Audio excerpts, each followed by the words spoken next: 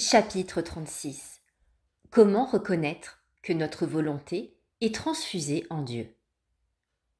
Puisque nous avons longuement parlé, dans tout ce qui précède, de la résignation parfaite et de l'abnégation de la volonté propre, c'est-à-dire de la voie la plus sûre et la plus infaillible vers la sainteté, j'ai cru à propos d'ajouter ici 6 considérations auxquelles chacun pourra reconnaître si sa volonté est complètement morte et transfusée en Dieu.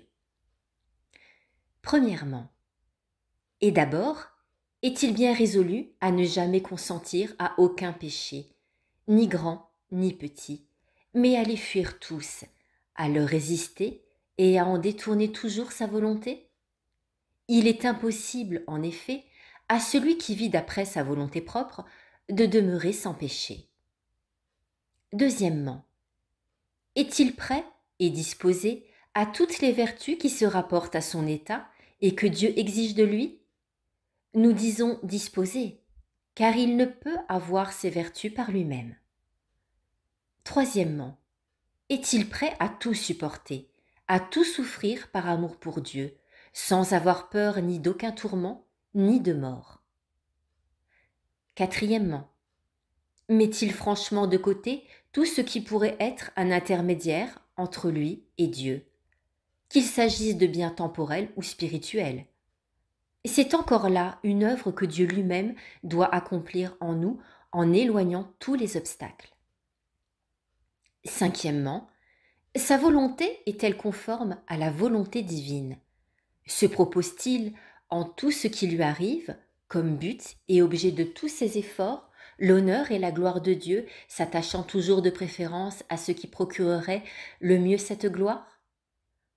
Lorsqu'un homme est ainsi disposé, qu'il désire en tout et partout faire prévaloir la gloire de Dieu, même au détriment de la sienne, cet homme porte déjà en lui la lumière du ciel.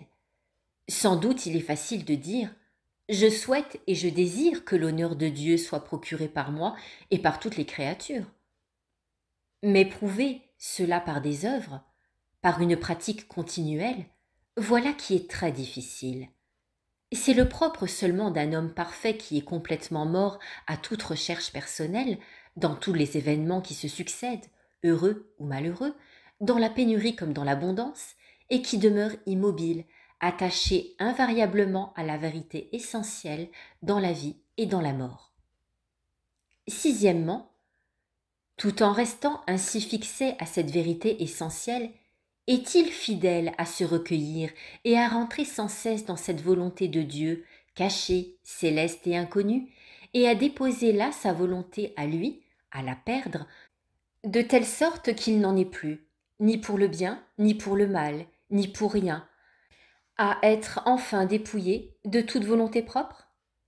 Ici, en effet, l'objet de la volonté, c'est en quelque sorte le néant, car dans ce nunc, dans cet instant indivisible, il ne connaît pas la pure volonté de Dieu, et il a déposé sa propre volonté pour laisser Dieu vouloir en lui et pour lui. Et c'est là l'union la plus complète de la volonté humaine avec la volonté divine. C'est l'immersion de votre vouloir dans le vouloir de Dieu. Or, la principale cause de toutes ces dispositions intérieures, c'est la passion du Christ, à laquelle il faut revenir sans cesse. C'est là qu'on doit se purifier, se laver, se débarrasser de tout hormis de Dieu. C'est là encore, dans ce trésor incomparable de la passion de notre Seigneur, qu'on s'attache, qu'on se relie pleinement et parfaitement à Dieu et qu'on s'élève ainsi jusqu'au suprême degré de la perfection.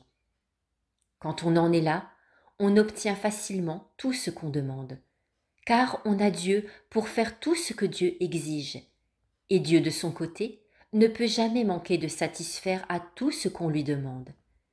Il ne saurait rien refuser à celui qui ne lui refuse rien et qui accomplit parfaitement sa volonté sainte.